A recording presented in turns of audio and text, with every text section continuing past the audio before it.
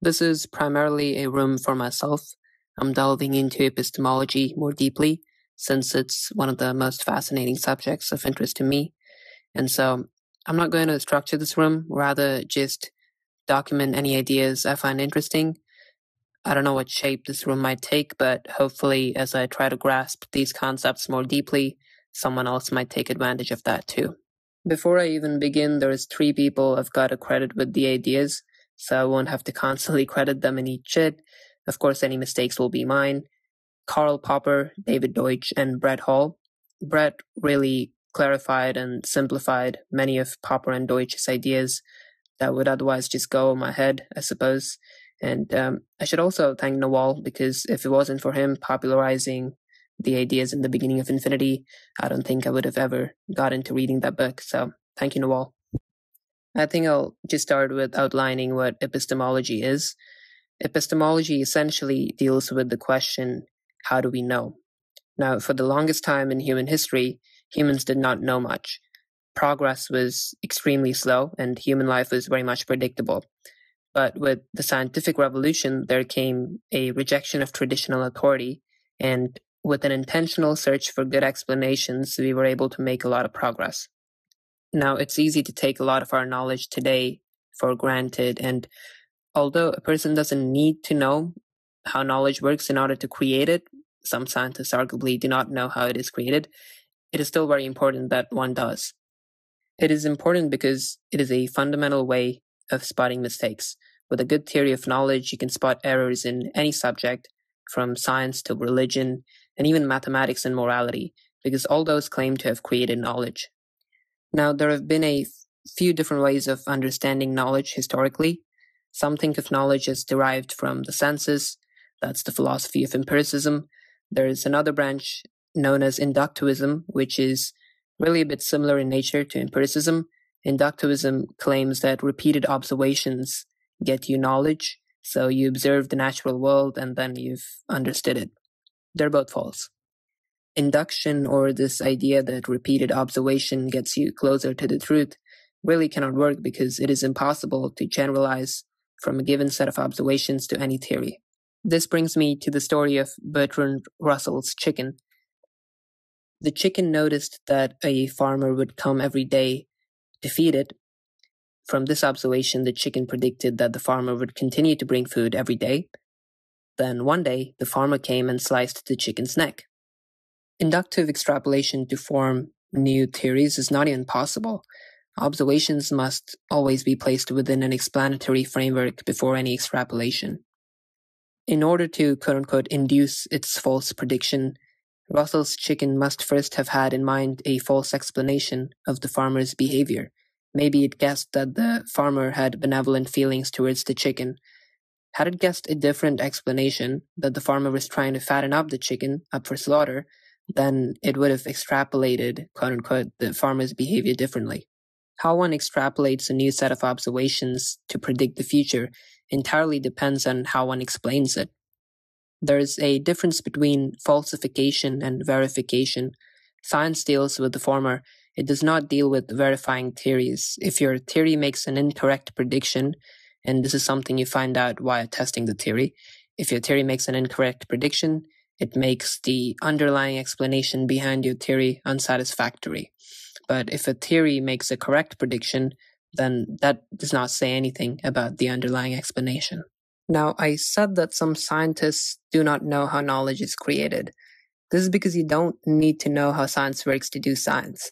Even if you believe that inductive extrapolation of observations is how knowledge is created, well, guess what? That's not actually the way you're creating knowledge. You're creating knowledge by conjecture and criticism, which I will describe in detail in this room.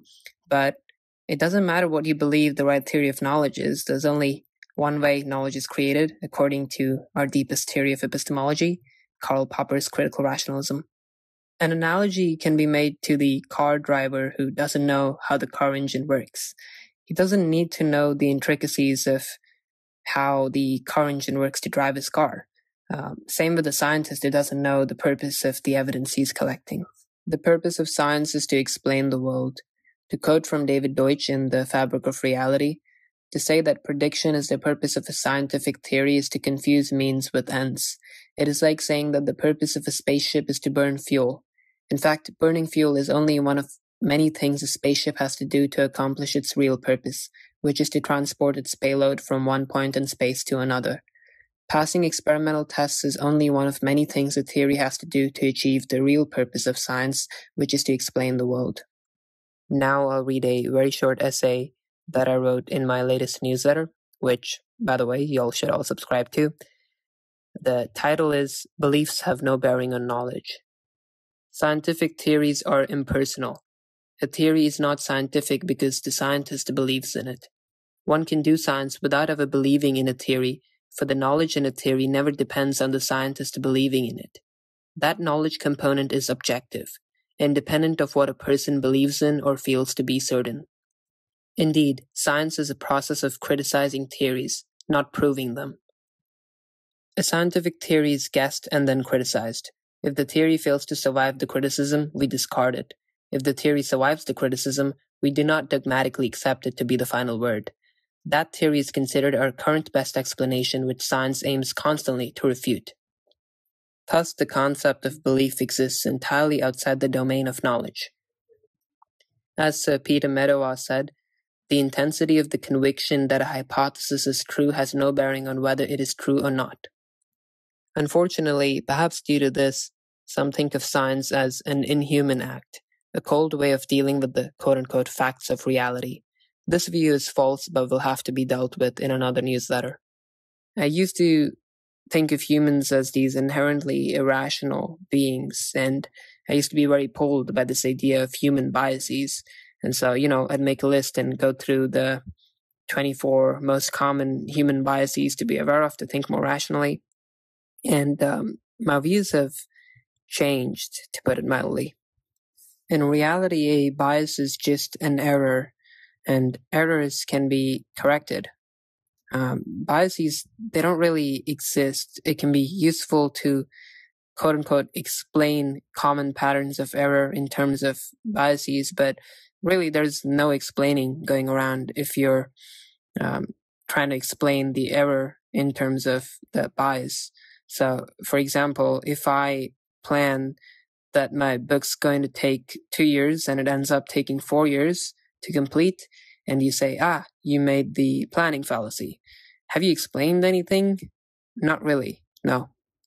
This took me a while to grasp because, as I said, I was kind of romantic about these, in my mind, fundamental human biases. And initially, the way they fit into Popperian epistemology just wasn't very satisfying to me. But now I think of biases as, to put it straightly, non-existent. There are errors in thinking. Some patterns of errors are consistent. These aren't due to an attribute of the mind, but of a particular idea, an idea that is false and somewhat ingrained into the mind. This might be due to evolution or culture, but we can override these ideas by correcting them, just as any other idea. Criticism seems to have gotten a bad reputation in society. It's almost become a word that's looked down upon, something you shouldn't do. An alternative is constructive criticism or constructive feedback, but let's examine what constructive criticism really means. In the ideal world, all criticism would aim at destruction for the purpose of construction.